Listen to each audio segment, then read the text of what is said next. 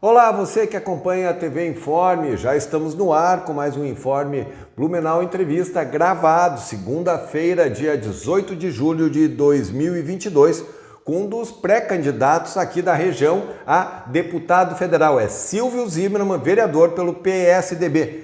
Vereador, obrigado pela deferência com a gente aqui. Muito obrigado pelo convite, para mim é um grande prazer estar aqui contigo, Alexandre. Que legal. Silvio, vou fazer a primeira pergunta que eu já fiz para ti 2 vezes por telefone. Na semana passada, quando eu te convidei, e hoje, quando a gente foi confirmar a entrevista. Você é mesmo candidato? Por 2 razões que eu faço essa pergunta, para contextualizar. A primeira é que o PSDB tinha um movimento que era para o Alexandre Matias, vereador, hoje secretário, ser o candidato a deputado federal. Ele declinou, tinha o nome do Marco Antônio Van Hoff, que também parece que não avançou, inclusive nem sei se está no partido, e você acabou surgindo nesse bojo.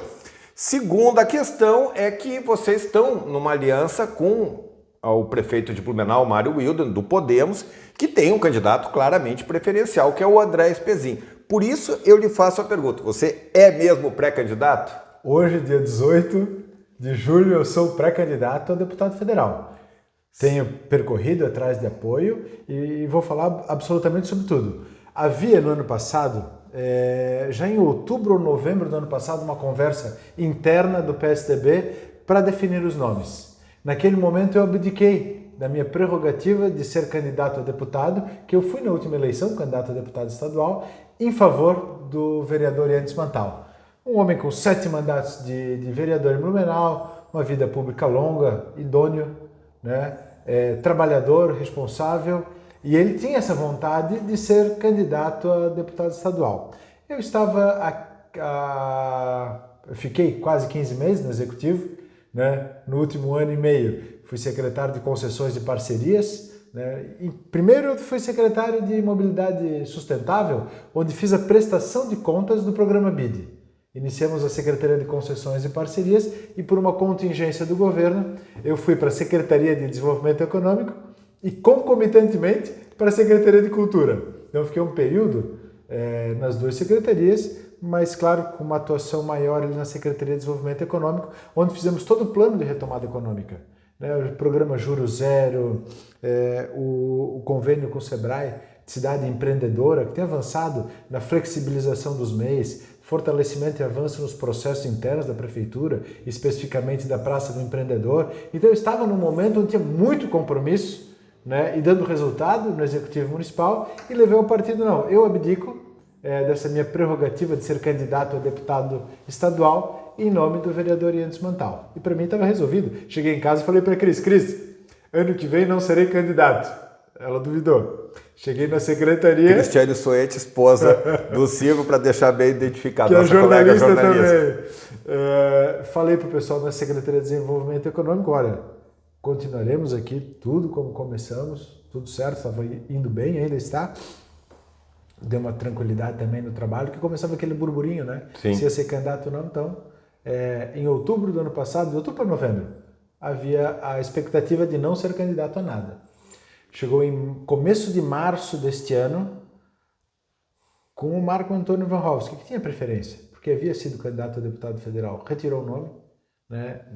Por alguma razão particular, ele retirou o nome porque contava com o apoio do partido, e o vereador Matias também naquele momento falou, olha, não vou ser. E havia também um momento de muita tensão dentro do PSDB, fundamentalmente provocada pelo Dória. Sim. Ele gerou uma tensão enorme dentro do PSDB e bagunçou o cenário nacional do PSDB. Isso é evidente, né? Ele foi comprando briga, patrolando, se colocando como candidato, inventaram as prévias, que foi um fracasso dentro do PSDB. Então o partido passou por um momento muito difícil. E acho que ali todo mundo abriu mão e eu fui chamado por uma missão partidária. Fui chamado pelo senador Dalírio Beber, com quem nutro uma amizade muito grande, de muitos anos, tenho respeito e admiração pelo trabalho dele, como parlamentar, como homem, como político, como dirigente partidário. A Maria Regina me chamou, vice-prefeita de Blumenau, o próprio Matias, Maurício Goldan, fizemos uma reunião, o Botelho, que é chefe de gabinete do prefeito, fizeram uma reunião, me chamaram e perguntaram se eu poderia colocar meu nome à disposição naquele momento para ser pré-candidato a deputado federal. Consultei a esposa, obviamente, que a gente sabe quem é que manda. E ela disse, te disse. Ela falou, sabia que ia sobrar para ti essa candidatura. Não sei se é uma... Né? Então, aceitei, saí do executivo, me programei, saí do executivo final de março, e nesse inteirinho o Alexandre Matias foi convidado pelo prefeito a assumir a secretaria, né, de desenvolvimento social, e eu acabei indo para a Câmara de Vereadores. Também foi uma equação, né, que dá um pouco de espaço, visibilidade, e não faz com que fique longe, né. E você falou que, deixou bem claro, essa entrevista está sendo gravada, hoje, dia 18, sou pré-candidato. O que poderia não confirmar a sua candidatura na convenção do PSDB, que em tese é no próximo sábado? Dia 1º... Ficou dia 1º? 1º de agosto é a convenção. Tá. O que poderia tirar a política que nem nuvem, vamos lá. Né? Hoje tem uma composição e nós temos que ter 17 candidatos a deputado federal. Né? Só que para ter 17 candidatos tem que ter um número de mulheres. Se não alcançar esse número suficiente de candidaturas de mulheres, né? Não adianta botar uma proforma, e a gente sabe disso, precisa ser alguém que vá fazer voto até para contribuir, né, com as eleições. Pode ser que haja uma mudança, mas é só nessa hipótese. E daí 2 ou 3 homens terão que sair. Essa é a única hipótese. É a única hipótese de uma equação que não cumpra, né, o determinado número suficiente de mulheres para ter todos os candidatos. Aí, eu não tenho problema nenhum, Alexandre, fazer um gesto para evitar conflito interno dentro do partido, dentro dessa conjuntura eleitoral, de fazer um gesto e retirar meu nome. Mas hoje eu sou pré-candidato, irei até a convenção na qualidade de pré-candidato, com a intenção firme de ser candidato a deputado federal de Blumenau. Deixa eu te perguntar, nesse contexto que você falou, você foi candidato em 2018 a deputado estadual, fez 6 mil e poucos votos. A tua competitividade não fica prejudicada? Olha, a política é algo, de fato, a ser muito estudado, debatido, refletido. Quem diria da competitividade do Moisés para ser eleito governador do estado? Né? O sobrenatural de Almeida influencia muito, sim, não só no futebol, como na política. Né? Então, tudo depende da conjuntura. E veja só, hoje em Blumenau, me ajuda aqui, quem são os pré-candidatos a deputado federal com alguma estrutura para a campanha? Ana Paula Lima, que não conflita com o voto que eu viria a receber. O Ismael dos Santos, que é um deputado experimentado, vários mandatos de deputado estadual, concorrerá a deputado federal. Ricardo Alba. E ele tem um nicho muito específico, o Ismael dos Santos. E daí tem o Ricardo Alba, André Espezin e eu, hoje de pré-candidatos, com domicílio eleitoral em Blumenau, com alguma estrutura. Tem outros nomes, talvez o novo vai surgir, mas a gente sabe que o que aconteceu na última eleição, né, não é fácil de se repetir. Blumenau, só a cidade de Blumenau, vai ter aproximadamente 250 mil eleitores, Alexandre. 250 mil eleitores. Nós não temos um deputado federal. O Médio Vale do Itajaí não tem um deputado federal. Isso é inimaginável que uma cidade do nosso tamanho, do nosso porte, economicamente forte como é a nossa cidade, não consiga se unir para eleger um candidato. Podia eleger 2, podia ter 3, a despeito de outras cidades menores que nós, a despeito do sul do estado. Então existe espaço para votação para eleger um deputado federal aqui na região. Bom, passada essa fase, vamos te perguntar. Agora sim, quais são as bandeiras que você vai defender em Brasília, caso eleito? Quais são as bandeiras que você vai defender na sua campanha quando puder ser feita? Quando puder ser feita. Olha, em primeiro, acho que é suprir essa ausência de liderança federal na nossa região. Nenhuma das nossas demandas consegue ser encaminhada em Brasília, e quando eu falo nossa, não é só do Blumenau, é Indaial, é Timbó, é Gaspar, é Brusque, toda a nossa região, ela precisa de uma liderança que atenda. Eu estive agora com a reitora da FURB, a Márcia, professora Márcia, que disse que bateu em gabinete de deputado daqui do Médio Vale do Itajaí, que não atendeu. Não atendeu a FURB porque não atende ninguém. Pelo amor de Deus. É inimaginável. Eu fui secretário de Cultura ano passado e alguns projetos da Lei Rouanet estão com uma dificuldade incrível de andar, e um deles o Festival Nacional de Teatro Infantil de Blumenau, ocorrendo na sua 23ª edição. Ele não tramitou os recursos para realizar o festival. Terezinha Raimann do Inarte me ligou: Silvio, eu preciso de ajuda, hoje não tenho um deputado federal. Eu liguei para a Giovânia de Sá de Criciúma e para o Rodrigo de Joinville, porque ele é meu amigo particular. Ele foi à Secretaria de Cultura para pedir a tramitação do projeto de Lei Rouanet, para conseguir resolver, ele e a Giovânia. Né? E daí quando um deputado... Claro que o deputado, e eu posso te dizer aqui das bandeiras, BR-470, educação, infraestrutura, mas nada disso é suficiente se o governo local não tiver um interlocutor. Claro que a função primordial do deputado federal é debater as grandes pautas da nação. Ele é um deputado do Estado, ele é alguém que vai estar lá discutindo as questões para o Brasil inteiro, sem sombra de dúvida, mas fundamentalmente ele vai estar aqui representando as demandas que são dos prefeitos e, em última instância, para cuidar das pessoas, para que tenha saúde, para que tenha educação, para que tenha infraestrutura necessária para o desenvolvimento econômico, para a geração de emprego e renda, né? Para que tenha, quando precisa de leito de UTI, quando precisa de hospital, tenha quem recorrer e tenha como ter esses recursos. É inimaginável que uma região rica como a nossa, que tem demandas como a nossa, Blumenau, por exemplo, que recebe gente para o sistema de saúde de todo o Médio Vale do Itajaí, não tem um deputado federal. Então, fundamentalmente e honestamente, é ajudar os prefeitos na interlocução com o governo federal. Está claro que a eleição vai ficar entre o ex-presidente Lula e o atual presidente Jair Bolsonaro. Não há tempo suficiente para se criar uma outra alternativa. E qual é a sua avaliação do papel do Congresso Nacional, que já tem um papel muito importante em qualquer circunstância, mas nesse contexto que vai ter um polo ou um outro polo oposto que vai governar o país na cadeira de presidente? Eu acho que é puxar o Brasil para o centro. Eu acho que é depois de passar da eleição, independentemente de quem tenha sido eleito, chamar o Brasil para o meio, facilitar o diálogo com todos. Quem for eleito lá vai ser presidente de todas as pessoas, não de um determinado grupo, para um lado ou para o outro, mas do Brasil. Acho que o papel do Congresso, nesse momento de polaridade da política, é chamar o Brasil para o meio. É botar o Brasil no trilho, é pautar ali, de fato, as grandes decisões nacionais. Fundamentalmente para a economia. Né? Eu acho que eu tenho visitado as pessoas em busca de apoio e a gente vive um momento de complexidade econômica.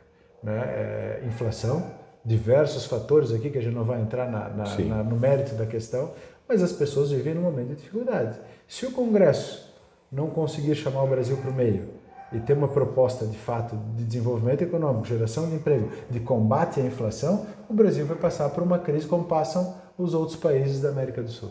Silvio, então vamos continuar falando do PSDB, agora trazendo aqui para Santa Catarina. Qual é o cenário? Você falou que dia 1º é a convenção. Qual é o cenário que você visualiza para o PSDB? Vai com o projeto de reeleição do governador Carlos Moisés? Vai com o PP de Espiridião Amin? Ou tem algum coelho na cartola? Vai que o MDB saia sozinho? O que você me diz? Eu adoraria poder responder. É uma pergunta milionária. A política catarinense, desde a primeira eleição, tem uma linearidade. Sim. Ela sempre teve no eixo. Né? Curiosamente, na última eleição, acho que foi a primeira vez, as grandes ondas não alteraram a política catarinense. E ela foi completamente alterada e está muito embaralhada. E eu acho que nesse momento o MDB está numa discussão também que racha muito, né, o PMDB entre esses apoios. Por um lado tem o governador Moisés, que tem conseguido a simpatia de prefeitos, de deputados, mas não consegue a simpatia do povo, por enquanto. Né?